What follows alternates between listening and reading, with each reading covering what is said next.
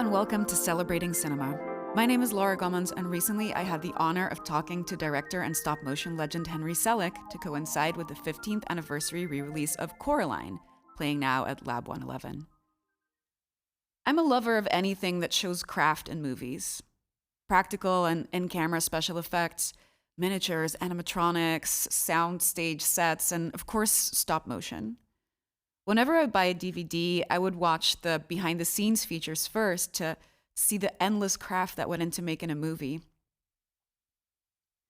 Just being so aware that every little detail you see on screen is the proud work of a huge team of artists. Painting and repositioning hundreds of flowers for a single shot, building all the sets in miniature, hand sculpting faces to be able to convey the most subtle expressions. Fun fact, on Coraline, it took one animator 1 week to complete 7 seconds of film. If you're anything like me, you already know that Henry Selick is a master of these crafts. You'll know him not only as the director of Coraline, but also as the director of The Nightmare Before Christmas, which was produced by his pal Tim Burton. He also did the Roald Dahl adaptation James and the Giant Peach, and several other projects like some work for Wes Anderson, and most recently 2022's Wendell and Wild. Henry is a trailblazer when it comes to stop motion, even though it arguably is one of the oldest ways of putting fantasy worlds to film, whether it's with simple paper puppets or jolty monsters in black and white movies, or these days, complicated claymation with smooth, almost handheld-looking camera movements. Henry and his team took the art form to the next level.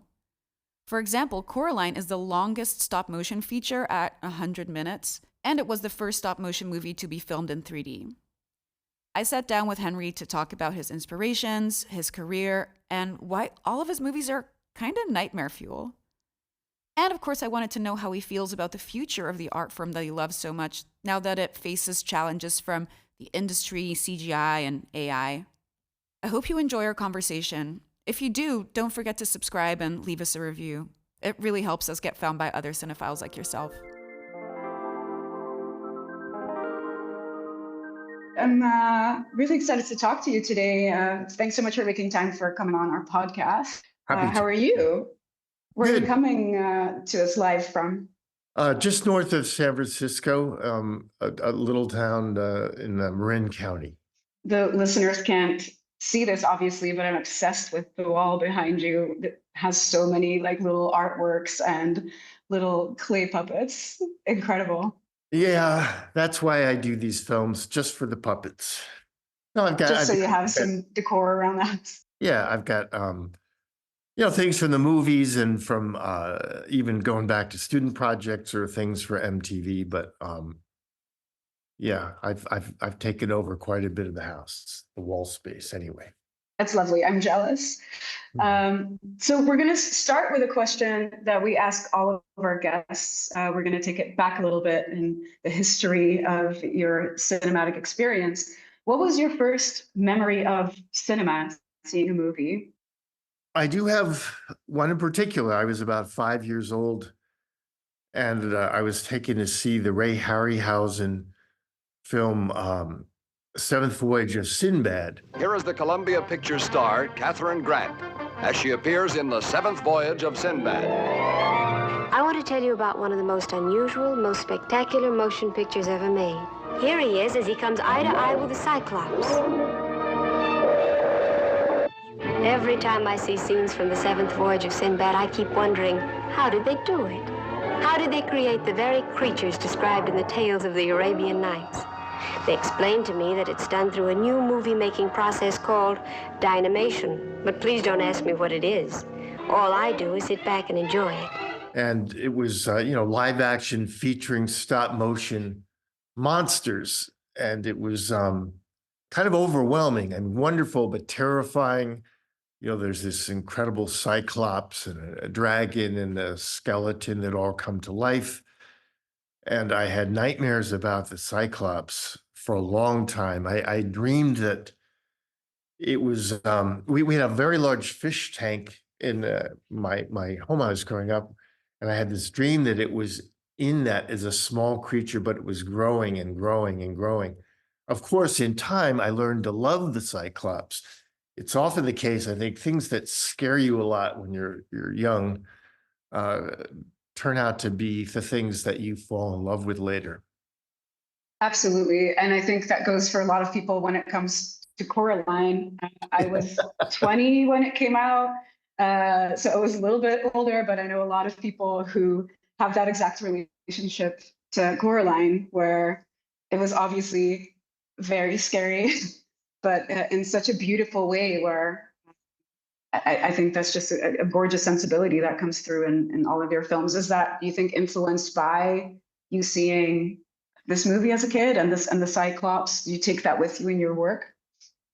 I don't know that there's a totally direct line to it, but it was certainly the beginning of my fascination with scary things, but charming things, and with stop motion. I was absolutely convinced when I saw those creatures, the stop motion creatures, that somehow they actually existed, that they were real. I didn't know how they existed, or that it was a special effect, that they were animated puppets, that they weren't even very big. But it certainly was the start of a journey for me in my interests in types of stories and characters, and then specifically into stop motion animation. Do you remember how old you were when you saw it? I think I was 5 years old. I think I remember seeing that as well, like the scary kind of like jolty stop motion animation from back in the day. Really has this extra eerie vibe to it because it's so otherworldly. Yeah, and it was it was before there was any CG, and it was there was only a few ways to kind of create monsters in live action films, that or actual puppets, or gluing horns on lizards and shooting them in slow motion. Um, and it's not that like the stop motion was anywhere near as sophisticated or developed as what has happened over the years, with Nightmare Before Christmas or Coraline or any of the Leica stop motion films, but it didn't matter. The ideas were there, the designs were there. It was just, very, very powerful. And I actually like the quirkiness of the imperfect movement. And when did you decide that this is something that you could do? Because obviously you were 5 years old, you saw the Cyclops on the screen, it was really scary. But when did it start to occur to you that this could be a career or something that you could get into yourself? It was actually much later. There's all the stories of kids who found the monster magazines behind the scenes of how the stuff was done. And I wasn't one of them, but I was a kid who was drawing constantly. I was drawing and sketching all the time. And I learned to make little flip books, little animated things to life. I really didn't seriously get into animation until I was already going to college, and I was really kind of lost as far as what direction. I was doing lots of painting and drawing, a lot of photography, sculpting. I was always doing music, and I was finding myself where I was making sculptures, but I was putting joints in them so that I could change the poses. I thought it'd be cool, like you can go to an exhibit or something, and every day the puppet would be in a different pose. It wasn't a puppet, it was a life-size sculpture. And then in my photographs, I was like not happy with one. I was always doing a little series of photos to tell little stories. I finally saw this kind of an experimental short film on the local public television station. It was animation, and I realized everything I love to do could come together in this form. And that's when I seriously got into it. And I kind of went through, further studies. I went to the California Institute of the Arts Cal Arts, as it's known, to focus on animation, which was at the time mainly drawing, some cutouts. I ended up getting a job. I needed a job. I thought I could make short films for a living, but I actually couldn't do that. And I worked at Disney, but I had that stop motion thing that was sort of growing and taking off. And it was while I was finishing up a short film I'd started at Cal Arts. I got a grant to finish it up, and Disney was fine. They let me take off time. that I started to do stop motion characters mixed with other types of animation. And it wasn't so much that I thought I could make a living. I just knew, well, this is my favorite type of animation. And I've tried CG, done the drawing and cutout and pixelation. I've done lots of different types, but I learned back then, a long time ago, that that's what I love doing the most. Yeah, it's really beautiful to hear that this is an art form that's like in your bones that like really had to get out. I think that's incredible to hear. It wasn't like, oh, I was in school with this and this person or whatever, and they taught me how to do this. This is something that you couldn't really do any other way because it was just like in your sculpture, in your photography, everything moved towards the art of stop motion. That's gorgeous. Because you did do 2D animation for a while for Disney, right? That was kind of the beginning of your career. Yeah, it was pretty great. It was like another education. And there was this guy, Eric Larson. He was in charge of the young trainee animators. And he recognized something in me. I'm really happy he did. And he explained, well, you know, what you do is this. Your sensibility is this, and it's really cool, but this is what we do. And if you want to learn about that, about personalities, I can show you. And I wanted to learn. It was just, I figured another thing to explore. So I, began to do that, and I started doing a few scenes and a few movies. And it just became another sort of a stepping stone. I mean, all the things I learned at Disney, I actually apply to the films I make. What would that be? I wanted to tell stories. I wanted to have memorable characters. Characters are the most important thing, I think. And, making films that you want to share with people, that you want them to be able to, care about them. So, I did some of the things I learned about character, storytelling. I was storyboarding all the time, learning to, tell the stories in storyboards, which become the basis of the shooting script in animation. So, just a lot of underlying skills that I learned there that served me well as I went on in my life. Yeah, you can really tell the sensibility of like you have strong characters. It has like you can tell it comes from the school of Disney, but you really made it your own in your work, I think. But what are some other artists that influenced your love for stop motion? Are there any like filmmakers I could see maybe a bit of Schwenkmeyer or something with the eerie, scary stop motion that you do? Is there any inspiration in other filmmakers? There are, a fair number. Jan Schwenkmeyer was very important influence. I was at CalArts, and they actually have two different animation programs. They had the Disney character program and then the experimental program, and I was in both. I wanted to learn both, and my life has always been this kind of blend of Disney and more experimental. But I saw a short film of Schwenkmeyer's that had a series of vignettes. It was called Jabberwocky. He, loves Alice in Wonderland. He did a feature. It's inspired by Alice in Wonderland, but not really the same thing. But what I learned in seeing Jabberwocky was that animation, beautiful animation, is kind of secondary to strong ideas and strong images, and that it was something that really resonated. It was important to take that in, that you can make something move beautifully, but it doesn't really matter if the idea isn't powerful or strong or memorable. There was some other filmmakers from Canadian Film Board, which maybe they weren't doing stop motion, but Caroline Leaf, she was a genius who did. She would paint on glass. She'd move the paintings with her fingers, a frame at a time.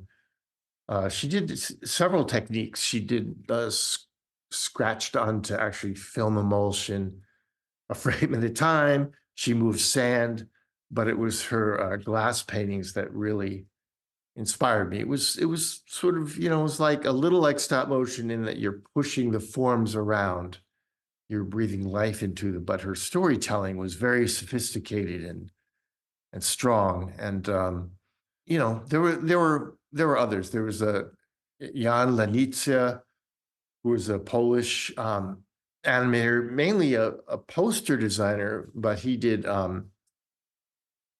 more of a cutout style, but I consider cutout animation sort of a cousin of stop motion.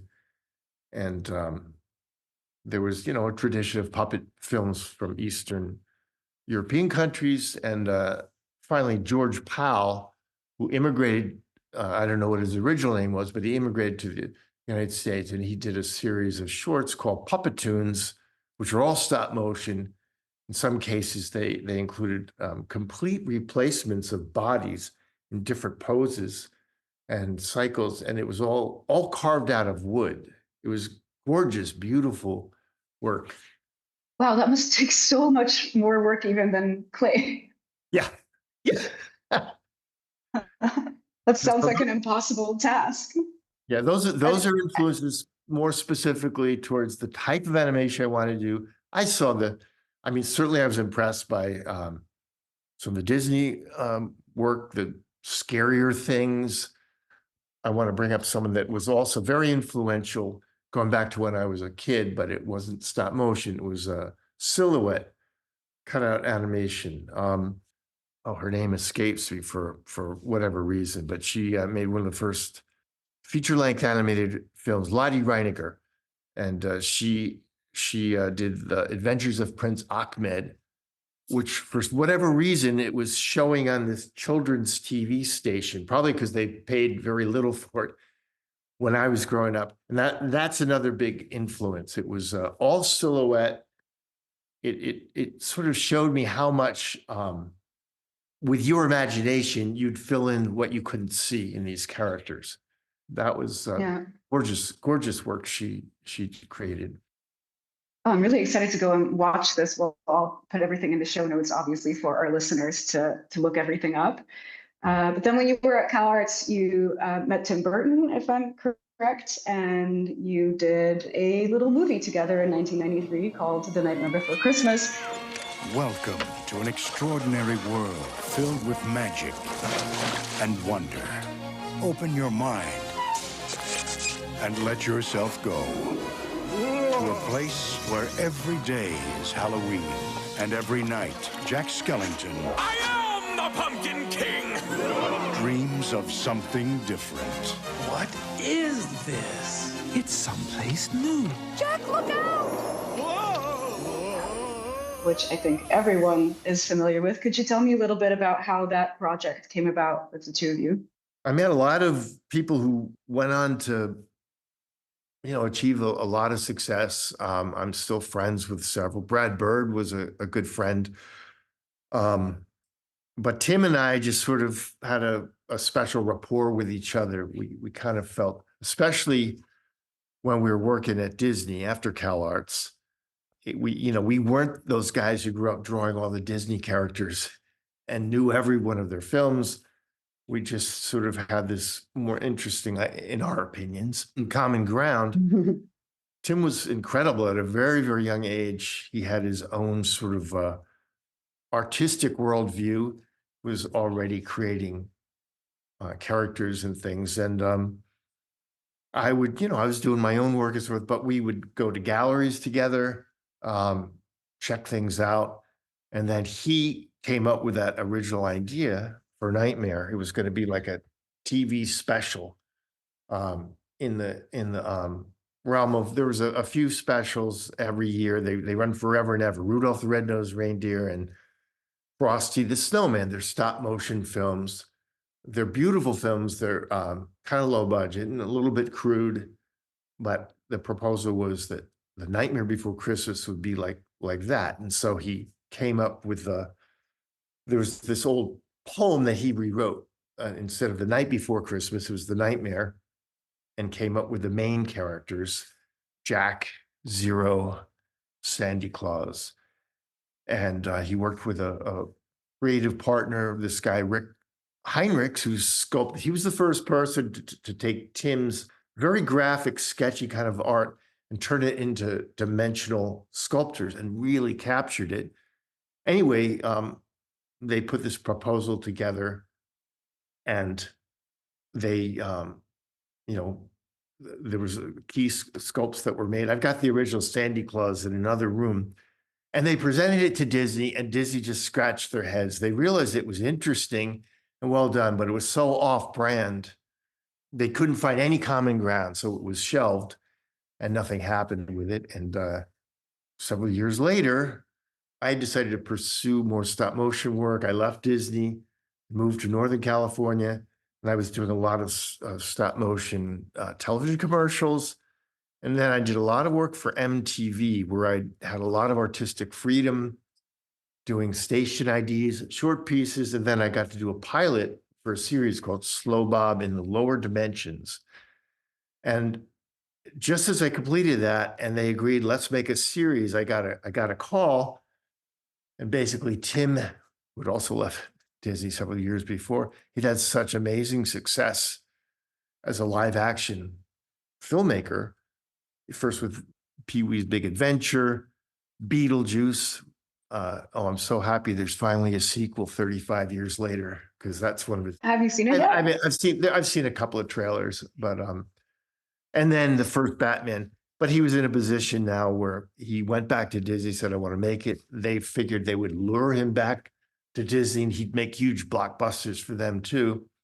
And I'd like to make Nightmare. And he was going to be too busy making Batman 2 to direct it himself. In fact, Tim doesn't really like to be around stop motion when it's being done. It makes him too nervous. Oh, doesn't have enough patience for it. Well, he's got lots of things to do. So he made 2 movies. He asked me to direct Nightmare, and he made the second Batman, and then he made Ed Wood Jr. in the time it took me and a team. And I built a team of people. I didn't want to do it in Los Angeles because the team was in San Francisco. And so we put together a studio and grew that movie. It's truly incredible what you did on this movie, because I feel like it really pushed the art form so much further. It's one of the oldest art forms in film, but on this one, I feel like it really took it to the next level. There's so many things moving on screen at the same time. There's camera movements that feel very organic and smooth, but we all know what it took to create that. Can you tell a little bit about the innovations that you did on Nightmare Before Christmas? Well, we set out wanting to make it cinematic. Those TV specials and a lot of stop motion, we call it tabletop, where the cameras didn't move. They're kind of very basic lighting setups. And in many cases, the worlds weren't alive. It was just the puppets would act and perform, and, they might tell a nice little story, but we wanted the worlds to be alive. And the director of photography, Pete Kozacek, he was just someone I'd met doing the commercials and so forth. And he was more of a technical kind of guy. He was able to bring motion control cameras where you can program the movement of cameras frame at a time. It was something he learned at ILM, working on the early George Lucas films and so forth. So the camera was free to move. We would, animate background elements. And we did crowd scenes where we were required. We were very excited. It was, for us all, first feature in stop motion. And we just felt like we could solve any problem that we wanted to. I mean, we're kind of naive, but we were really happy almost all the time. Despite it being hard, we were so excited to be making this film. I mean, Tim's story was a wonderful story. His character designs were incredible. And Danny Elfman's songs were very good. In fact, we started with one of Danny's songs because the script wasn't quite ready. We had to start the film to get it done. So, well, we know these songs are going to be in the film. That's how we began. But yeah, we added the camera moves, making it very cinematic, tried to bring the world to life. We had in-camera effects, adding things like fire, fog, atmosphere. So we did have a lot of atmosphere that hadn't been seen before in stop motion films. Yeah, it's incredible. Honestly, this whole project, like watching it, obviously the story is very good, but I'm such a nerd about anything that's practical and in camera, and just knowing that every single frame, what went into it, it's really incredible to see. And then obviously you took everything you learned with this team to then make other projects, including, of course, the reason why we're talking to each other today, Coraline. Coraline Jones always dreamed of finding a better world.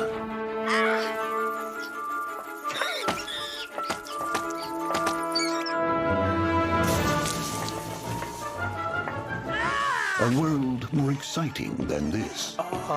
But never did she imagine that she'd discover it in her own home. It's getting its 15th year anniversary release.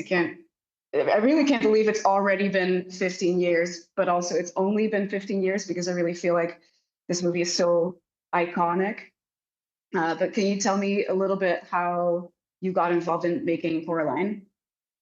I actually wasn't very familiar with Neil Gaiman and his work. He was known for The Sandman, this comic book series he had done for DC Comics, which was, very innovative in its day and so forth. But he reached out to me, and he read beyond the Tim Burton's Nightmare and realized, oh, this other guy actually directed it, and then he did James the Giant Peach. So he contacted me and gave me the pages for Coraline. It wasn't actually finished, and I read it. I loved it immediately, and it was kind of a funny thing, but he was having difficulty getting it published because they'd say, well, it's too scary for kids and it's not scary enough for your older audience. It was this fine line right between it. But I immediately connected with Neil, but the story in particular, the idea of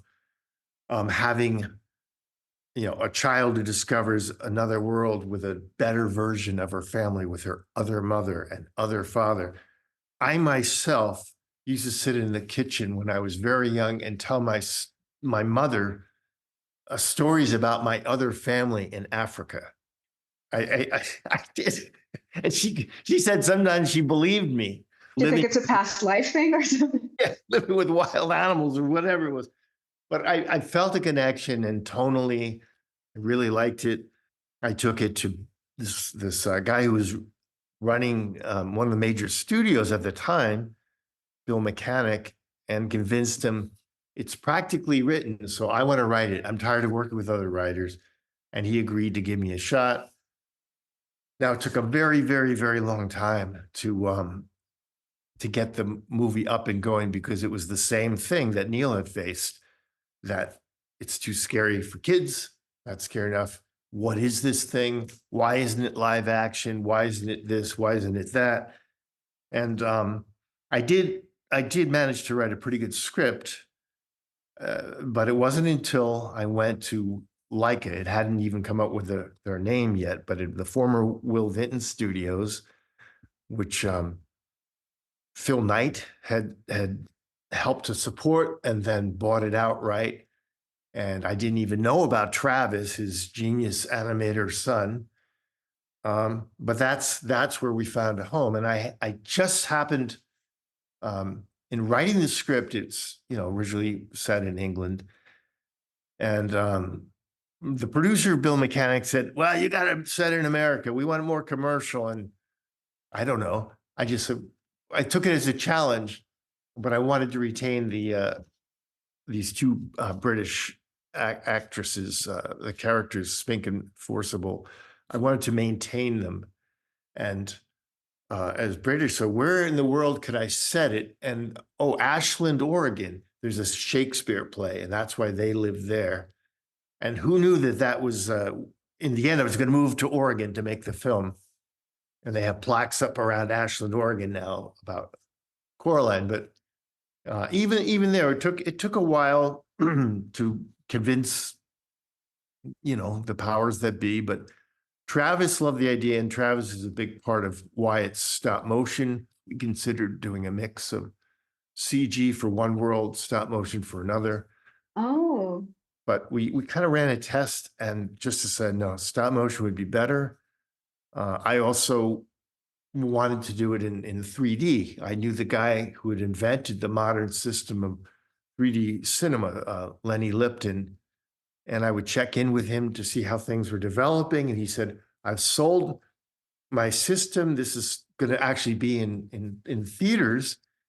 And I thought this will be perfect. This transitional element, kind of like the Wizard of Oz, of a black and white world going to a color world, which is very powerful in its day for that classic film, will go from kind of a flat, colorless world to this really gorgeous dimensional world using the new 3D.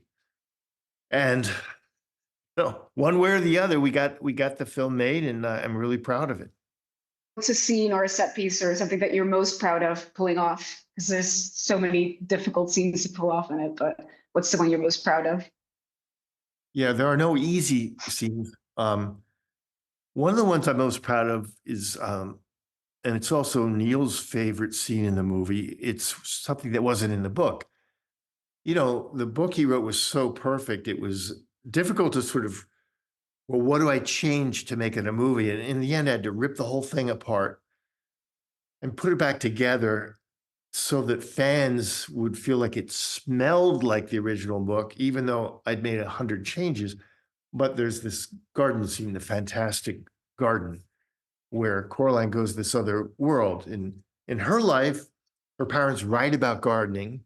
That's how they make a living, but they never have time to do any gardening.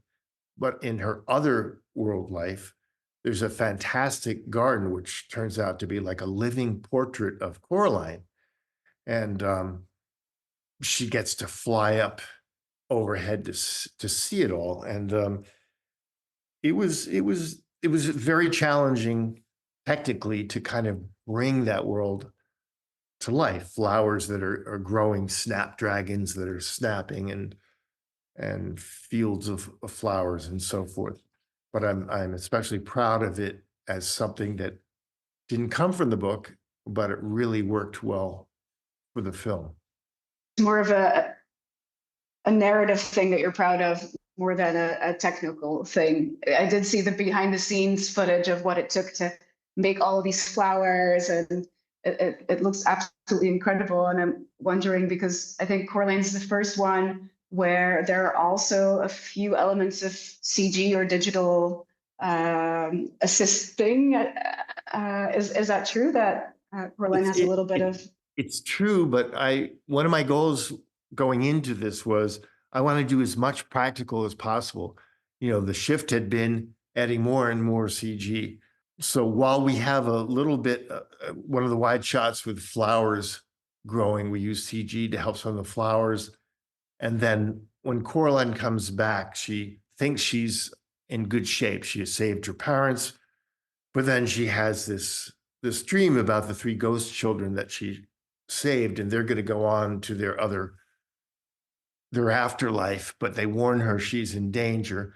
That kind of Van Gogh ceiling, that was also CG. But I do want to point out that I fought very hard to make the jumping mouse circus not be CG, that those are all like George Powell puppet tunes, little replacement mice jumping and playing their instruments. And then in the downstairs theater, where there's hundreds of Scotty dogs, they're all practical. I just felt like if we do those CG, it'll just be mediocre. And if we do it stop motion with real things, it'll be powerful and magical and last. I just wanted to add a super challenging, because I didn't really address it. You're right. The fantastic garden is more of a narrative thing I'm proud of, but for technical, the most difficult thing was when Coraline's in the other world. She's gone back to rescue her parents when she realized it's a very dangerous place. And when she realizes they've been imprisoned in a snow globe, and she grabs them, The other mother stamps her foot, the floor falls away, and it just drops away into a giant spider web. That was insanely difficult. We had somebody use like jets of water to cut steel into that giant spider web that could then flex and fall down. I mean, insane.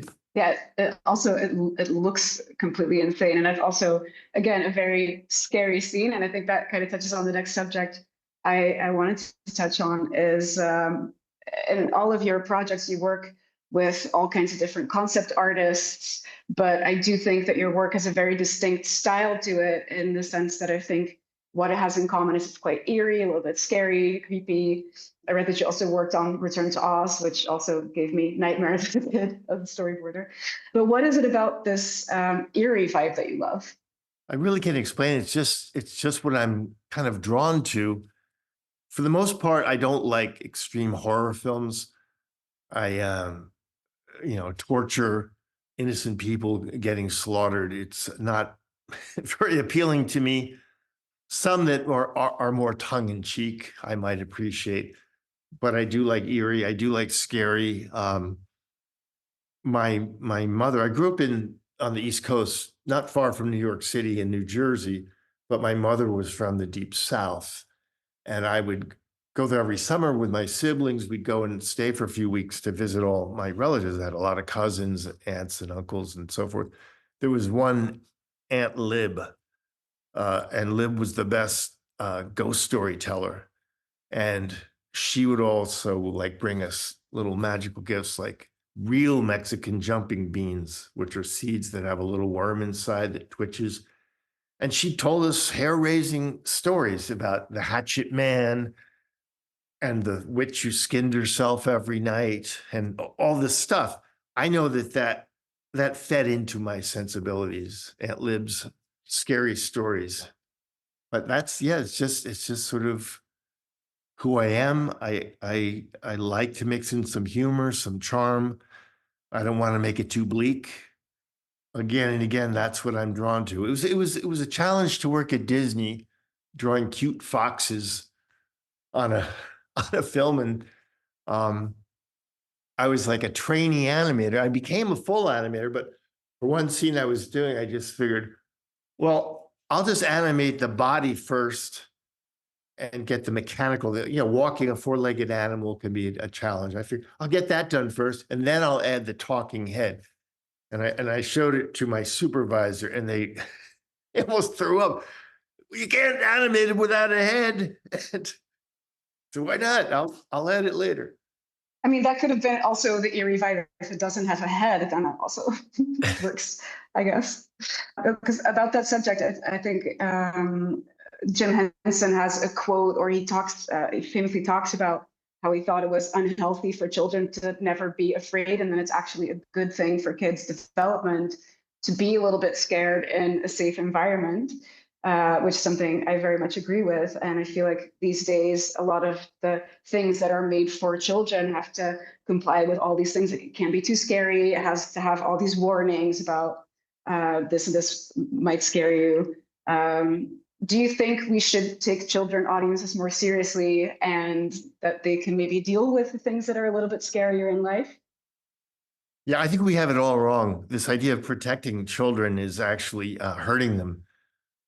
There's, no guns in kids' shows, no cigarettes, no extreme violence. And yet, right next door, their older sibling is playing an incredibly violent video game with every kind of gun you can imagine. And it's just a facade. It's the ostrich with its head in the sand. That's not the reality we live in. And, go back to the origin of scary stories. Well, if we were living in caves in some, as Neanderthals, Cro-Magnons, or whatever, there was always going to be probably an older man or woman warning the kids of the dangers outside and telling them scary stories, making it entertaining, but the dangers are real. Yes, you go there, the bear will eat you. You go there, the wolves will rip you apart. You do this, the saber-toothed cats will get you.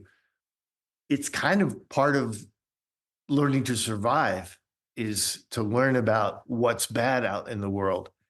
And then the most important thing is, and then give them the mental tools to deal with it, to survive it. Here's what you do, not just don't ever go there. I mean, the thing I love about the character Coraline in particular is that she doesn't have superpowers.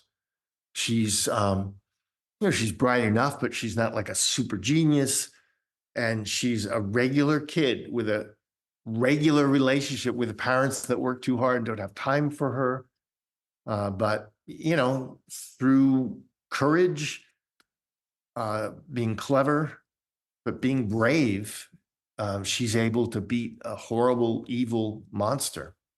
It's just insane that we still think more than ever. I mean, I know people making animated features right now, and there's more restrictions on, oh, we can't get anything on social media. They could shut us down. The fears are greater than ever about making the films safer than ever, which makes no sense. No, it really doesn't. I could listen to you talk about this all day, but there's one more subject that I wanted to touch on, which I think is inevitable in these days, is how do you see the rise of AI influencing your super meticulous creative craft when studios might not give you money anymore to spend a week on 7 seconds of film when you can just type in to a generator? How do you feel about this development? I think AI has its place.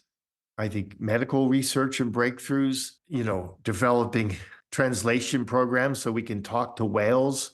I've seen it used to make fake movie trailers.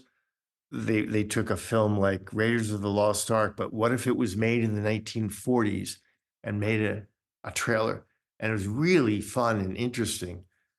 But for actual creative use and so forth, I couldn't hate it more. I think it's just the latest crutch. How do we make more money and spend less money?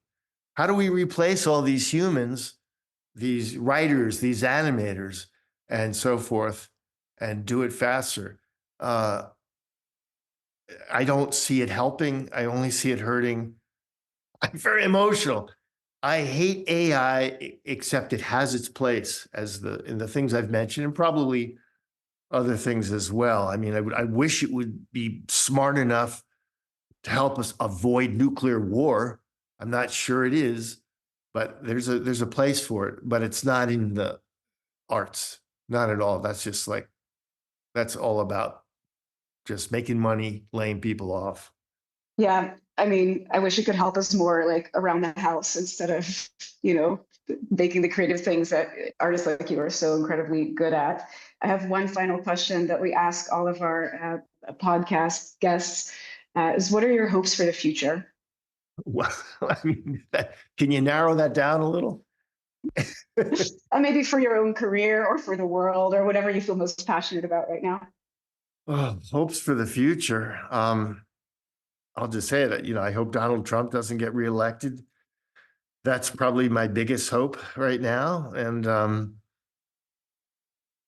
I hope, there's this movement towards, right-wing groups, anti-immigrant, authoritarianism. It's a trend around the world. And I'd like to think that that's a temporary thing and that we can get back into a little better balance. I have hopes. I believe in democracy. It's messy, but as far as the arts and so forth, I can't name a name, but I know someone who's had one of the most successful careers as a director of mainstream but very innovative animated feature films, CG, who's having the greatest struggle now to make their movie the way they want to make it. They're facing more restraints than they ever have.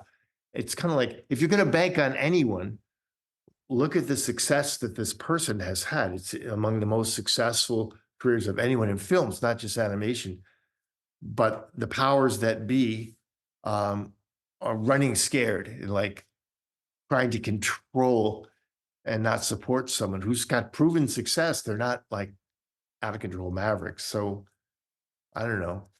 The bigger world stuff I've already mentioned, but for the arts, I would just wish we could get back to time, support the people with creative visions, especially when their visions have proven themselves. I mean, I've made films that they were hits, but not huge when they came out, a few of them, but in time, they've grown and grown and grown. And people should see there's value in that, in creating something that will be evergreen, that only grows an audience. But no one wants to think that way. Nobody has long-term vision. They want to make their money now. You know, last Right week. at the opening weekend. Yeah. Yeah. Anyway, that's a very convoluted answer to a very difficult question. Thanks so much for taking the time to answer it so profoundly. And thank you so much for meeting with us today. It's been a delight. And I hope you have a lovely week. Well, thanks for asking me to speak with you. Really appreciate it. Enjoyed talking. If, like me, you're aching to watch or rewatch Coraline on the big screen, you can book tickets through the link in the show notes or through lab111.nl.